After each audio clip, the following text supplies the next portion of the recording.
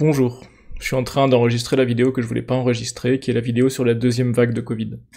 J'avais dit que je ferais plus de vidéos sur la situation de l'épidémie en France, à moins qu'il y ait une deuxième vague, et là tous les indicateurs indiquent qu'on est en train d'arriver sur une deuxième vague. Donc bah voilà, je vais vous présenter les données, la situation actuelle, et puis avant ça je vais faire un petit point sur les tests et les faux positifs dans les tests.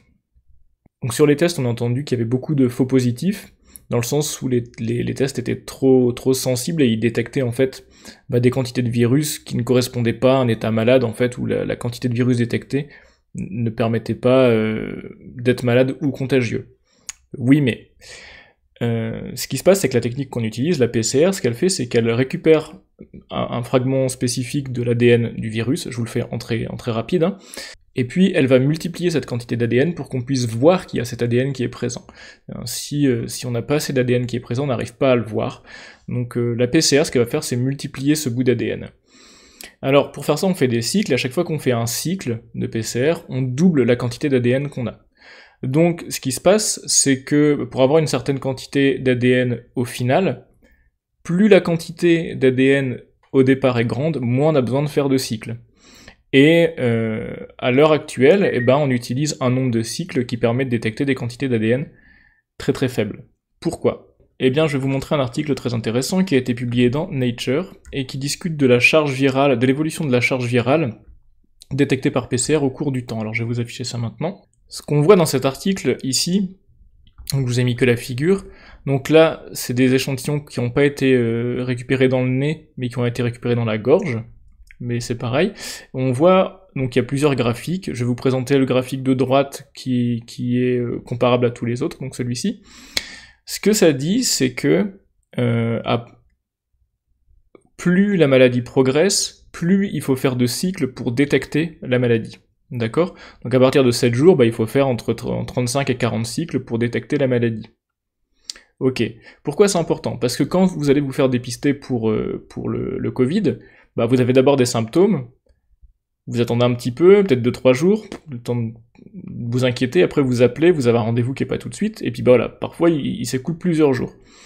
Et donc là, on fait la PCR pour savoir si effectivement ce dont vous souffrez c'est le Covid. Alors peut-être que ce qu'on va détecter, ça correspond à effectivement pas beaucoup d'ADN de virus en vous, mais quand même vous aviez le Covid, et cette quantité de virus, elle était bien supérieure au début, par exemple ici, et ça veut dire que les gens que vous avez croisés il y a 7 jours, peut-être vous les avez contaminés. Donc le fait d'avoir des seuils de détection très bas, le but c'est pas de savoir si vous êtes malade pour vous soigner, c'est de savoir si vous êtes malade pour pouvoir tracer vos contacts, et puis isoler les gens que vous avez côtoyés auparavant, voilà. Donc c'est vrai qu'on a des seuils de sensibilité qui sont très importants sur les tests diagnostiques PCR, mais cette sensibilité, elle est très importante et ça correspond à quelque chose de réel, mais sauf que ça correspond à quelque chose de réel la semaine d'avant, ou quelques jours avant.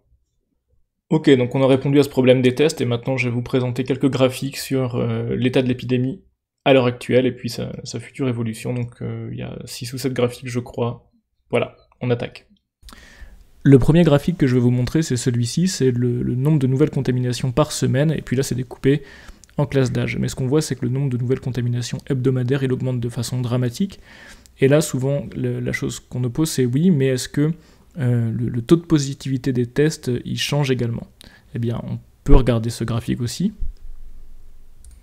Ce qu'on voit très clairement, c'est que le taux de positivité des tests PCR pour le Covid augmente. Et là, c'est découpé par tranche d'âge, donc le premier carré en haut, c'est de 0 à 10 ans, enfin jusqu'à 9 ans, ensuite de 10 ans à 19 ans, ensuite, etc.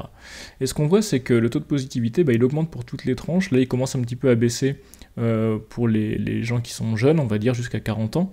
Et puis au-dessus de 40 ans, on voit que ça commence à augmenter de façon dramatique, et notamment pour les personnes âgées de plus de 70 ans.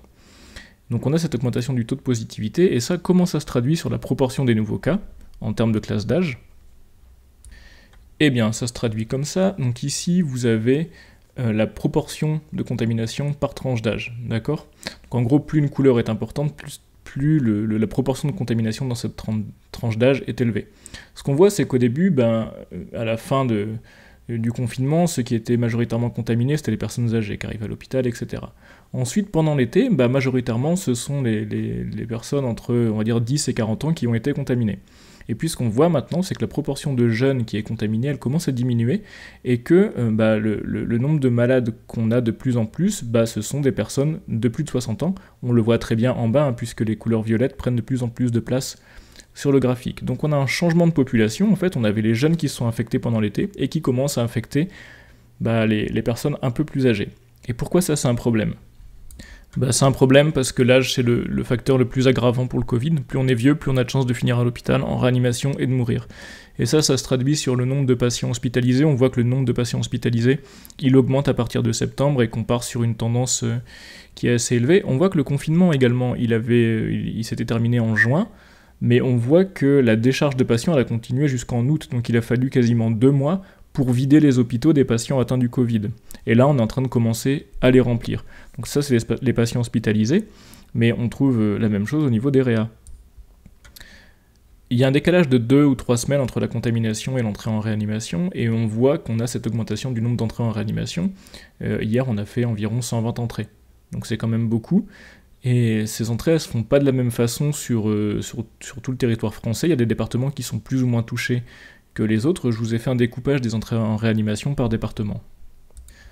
Par département, voilà ce que ça donne. C'est un graphique qui est sensiblement similaire au précédent, c'est-à-dire que le trait bleu correspond à l'augmentation du nombre d'entrées en réanimation, sauf que là, chaque carré correspond à un département précis.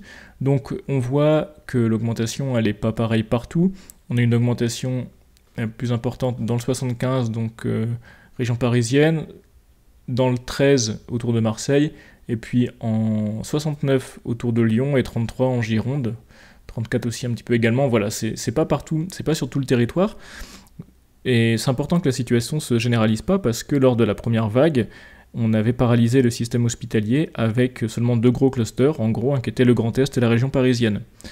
Donc c'est vraiment important que le reste des départements, ils entrent pas dans une phase de saturation et de contamination extravagante non plus.